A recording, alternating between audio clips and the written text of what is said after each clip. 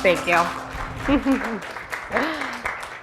Okay, so I am the lead customer support for Xapo, not the shoe company, but the Bitcoin company.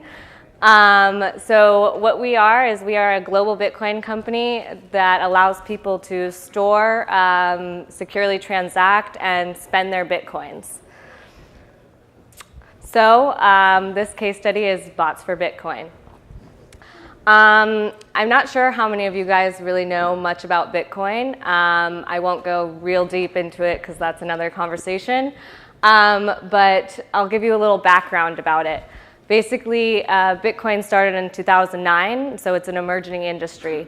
There are already 16 million Bitcoins that are circulating around the world.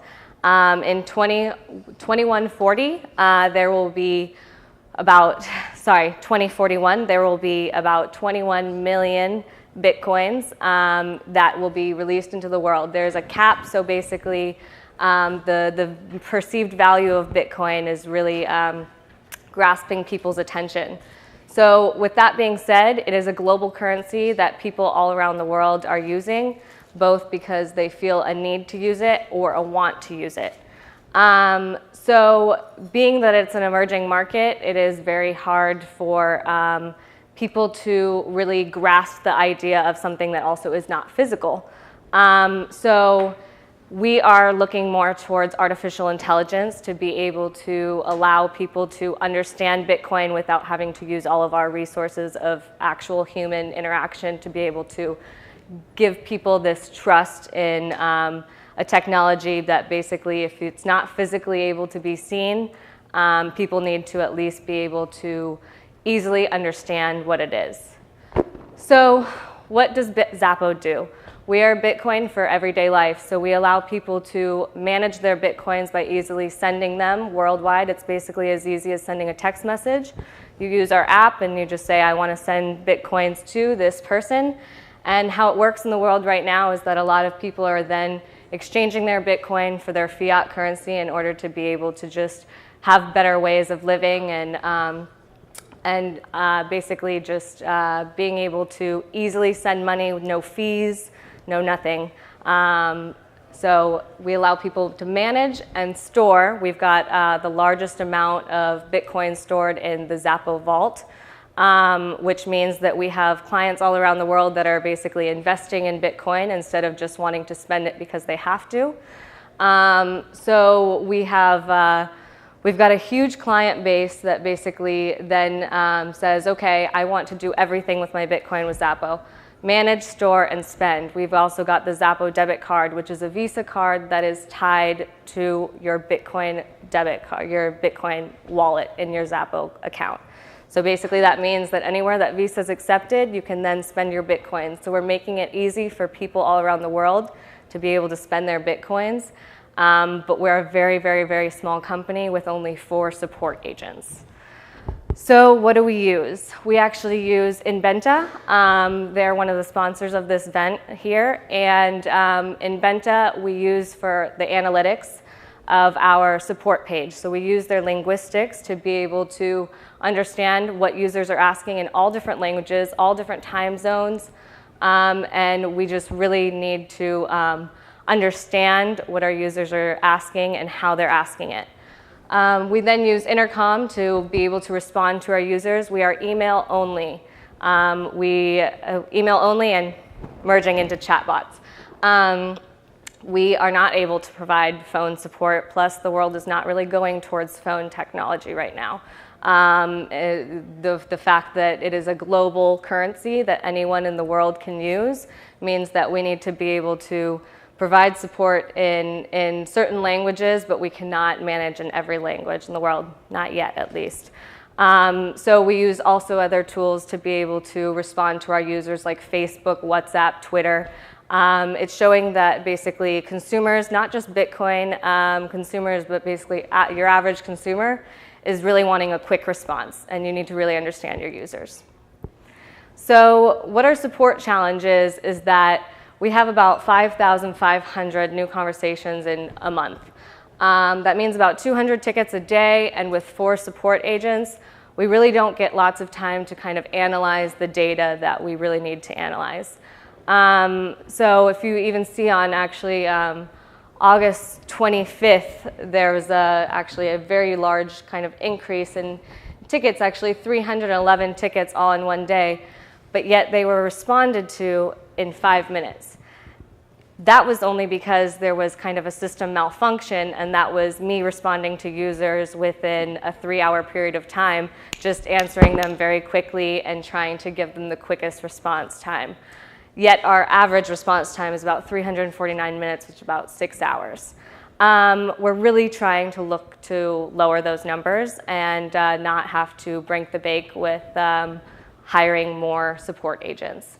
So that being said, we use Inventa to be able to analyze this information that our users ask. We recently actually got rid of our support@xapo.com email so that everybody has to go to our Inventa FAQ page, which is a linguistics page where you literally just type a word and their linguistics is able to analyze exactly kind of what you're looking for. And so we can see that basically before we eliminated support@xapo.com, our self-service rate was about 90%, and yet we're still doing pretty well a month later with 83.7% of self-service because we use Inventa's tools to be able to kind of deflect users that are coming in and asking very similar questions, especially about Bitcoin, where you really need to kind of push the users to trust in the technology. So if we see everything, then we can improve anything. So this is just an example of kind of the data of Inventa, where it shows that this first guy was looking on our support page for 7 minutes and 23 seconds, and he never found his answer. We can look on that magnifying glass right there and be able to see, okay, this is exactly what he was searching for. He didn't submit a support ticket, though. So the issue with that is that basically our retention rate wasn't very good because, well, at least with this user, because the user never sent a ticket, also didn't find his answer. So we end up being able to use this data to be able to improve our user experience. But for support agents, that's kind of very hard to be able to do and analyze all that information when we're having to answer our users on a daily basis 200 tickets per day. So that leads us to why artificial intelligence. Basically, we have figured that with Bitcoin being such an up-and-coming technology, we really need to make sure that we push our users to understand as much information as possible without having to answer repetitive questions. So that being said, we are very much looking towards being able to analyze the information that we have right now on our users and be able to improve our user experience by being able to input artificial intelligence into our company, into our support system, so that we can then kind of eliminate those issues and only focus on real user problems and actual improving of the user experience. So what we did was, this is new, this is within the last month, we implemented a Facebook Messenger chatbot. So that being said, basically this is our long FAQ basically saying, okay, yes, Xapo has to follow regulations and we're sorry, but we have to ask for your information. We're not an anonymous service. But that FAQ, as you can see, is very, very long. So what we had to do was make it into 300 characters or less and have it to be that the chatbot is really giving you a concise answer so that the users are not having to actually just read our FAQs, because also we're coming into a world where people don't necessarily want to read everything. They want information just pushed at them. So what we did here is I was able to make everything more concise to where, oh, never mind, didn't show up well. Well, it shows up well on Facebook, to where it's a pop-up image so that it's more push content to the user, so that basically they are forced to they're actually given the information without having to actively go and read the information. So although the information for our chatbot right now, the implementation has only been in for a month, so we don't have conclusive data yet. We have very high expectations for what artificial intelligence and this chatbot will do for our company. Basically, we hope that when our user base grows, our user inquiries stay pretty stabilized. Within Benta, with the chatbot, this will eliminate some of our support agents' time to be able to then actually analyze the data that we have and end up being able to improve our support page to the point where it very much gives the users everything that they're looking for unless they have a problem and need to contact us. So that being said, the chatbot would help lower response time to where all inquiries would be answered by the chatbot that can be easily put together in FAQs in our support page, and our support agents can actually spend time dealing with real customers and real issues. And right now, with a median response time of 6 hours, we're really trying to get that down to where the chatbot can give you an immediate response, but our support agents can actually give an even quicker response to a real issue because we can actually take the time to analyze and really see what's going on.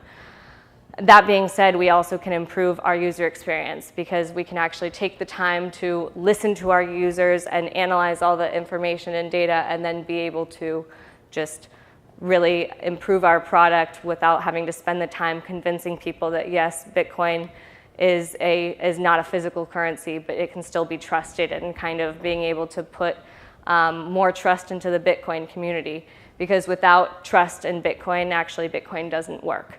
So we really need to make sure that our users really feel like they're heard, that they feel like somebody's there for them, and even if it's not a physical human being, that they're getting a quick response about, okay, this is what's going on, this is how Bitcoin works.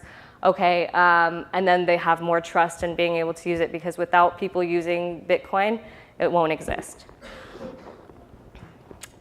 Any questions? Nope. I have a quick question. Yeah. The mic is for recordings, by the way. You had the time where it said the guy was on the site for 7 minutes, or 7 minutes, or 7 hours? 7 minutes. There we go. How do you determine that that issue wasn't resolved? Because if you didn't have a support ticket or... We have to actually analyze the data. So you can click on the magnifying glass. That guy actually was asking specifically about his purchase of Bitcoin. And he was actually asking about how he is supposed to make the bank transfer to be able to pay for the purchase of Bitcoin. The fact that he did not end up supporting a ticket, and actually, because we cannot have a specific FAQ about that, that's kind of where the chatbot would be great to say, okay, oh, you need help with purchasing Bitcoin, talk to an agent, and then somebody can help him. Instead, this guy actually ended up canceling his Bitcoin purchase with us. And if we had had more people to be able to really, or if we'd had the chatbot to be able to eliminate the need for us to always be online and answering users, then we could have actually kind of really analyzed this data better and been able to say, okay, this guy really needs help. Okay, we need to make it a little bit easier for the user to be able to say, I have a problem. Okay, well, I want to talk to a support agent instead of contacting. So we're really trying to kind of deflect users to have to that have a real problem to actually contact us, whereas in this case, he did not, because he did not find the answer on our support page and just said, right, it's too difficult. And if we'd had, yeah, not a good user experience. I'll get to Amy in a second. Just on that same topic, though, how are you conspicuously deflecting people to the Facebook chatbot? So right now, because it's so new, we will be running a campaign a little bit with, actually we use Intercom for our answering our customers. And so what we want to do is We will run a campaign that is a pop-up within your account that says, hey, guess what? If you now have questions, you can start by asking us on Facebook. If you're on Facebook, have a question, go ahead and message us. We'll respond to you. We're testing it out. What we're looking for is to be able to then put the chatbot on our support page to where somebody needs to, if they don't want to read our FAQs, chatbot pops up. They say, hi, Xapo. Hey, how's it going? Have any questions? Yeah, sure. Here's my question. If the chatbot can't answer it, then you just say talk to an agent, and then it links to one of us. So we're testing it out with Facebook Messenger first, and then we're implementing it into our support page. Yeah. Thanks. How much care and feeding have you done so far, and how much do you plan to do? So, for example, simple question like, how much is Bitcoin worth right now? Yeah. You know, getting that kind of stuff, understanding. I think it was yesterday we were talking about Radisson. They thought they needed 100 questions. They needed 400. You know, have you kind of gone through any of that methodology yet? Yes. We need lots of different questions to be able to kind of answer Bitcoin. That one is a lot tougher because I'm not a hugely technological person, but I'm not sure how well a chatbot can just grab. I'm sure that the chatbot can just grab the information from Google and immediately spit out Bitcoin at this exact time is worth $625. So it's as long as the chatbot can also grab information from Google and not just our support page and can use other APIs and everything like that, then it's actually, we technically don't need to create that many questions. It's mainly like that users can almost use the chatbot in a replacement of Google. I mean, not really, but if you're on the Xapo page and you want to know how much a Bitcoin is right there, just grab the information from Google and say, okay, this is how much it's worth. So it is a lot of FAQs, though, about specifically how Bitcoin works, things like that. We do create those ourselves, and we very much like to give the users the confidence in this technology. Yeah,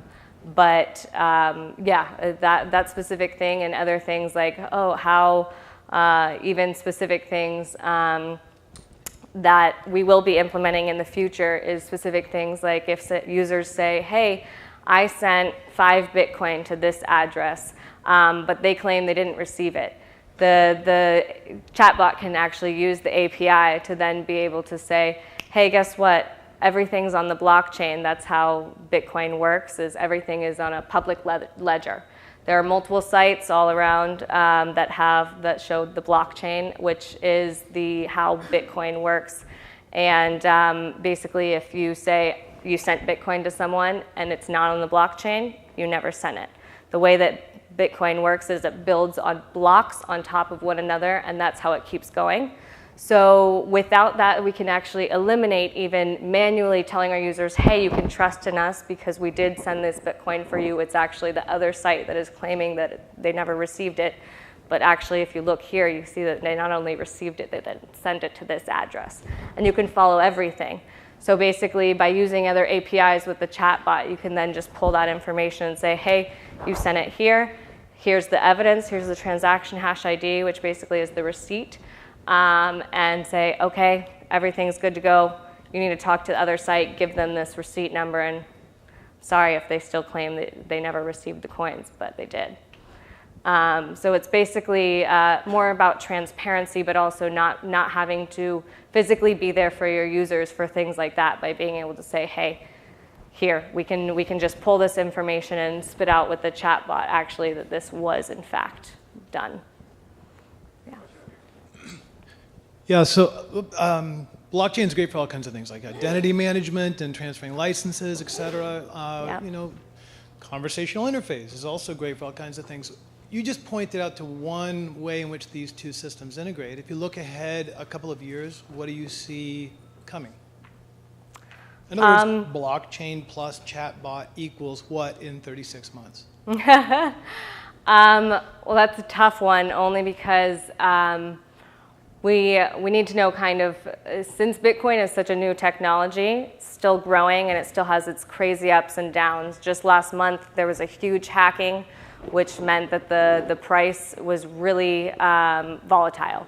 And so I think that, I know that a lot of other, not just companies, but actual markets are looking into using the blockchain technology for themselves and for other things besides Bitcoin.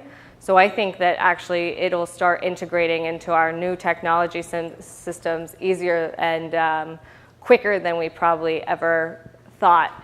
I think Bitcoin was kind of the kind of driving force of the blockchain, and other people will start becoming really aware of it and actually using it for a lot of other things, but also I think that a lot of other companies will start integrating chatbots, artificial intelligence, just being able to really push content to their users instead of actually physically needing to be there, especially for something that uses the blockchain technology, which a lot of people, it's a community, actually. The blockchain works by, if enough people actually want to change how the software of the blockchain works, and basically it's able to be built upon. So a bunch of coders can get together and say, hey, actually, there's a huge actual discussion right now in Bitcoin that if people are going to go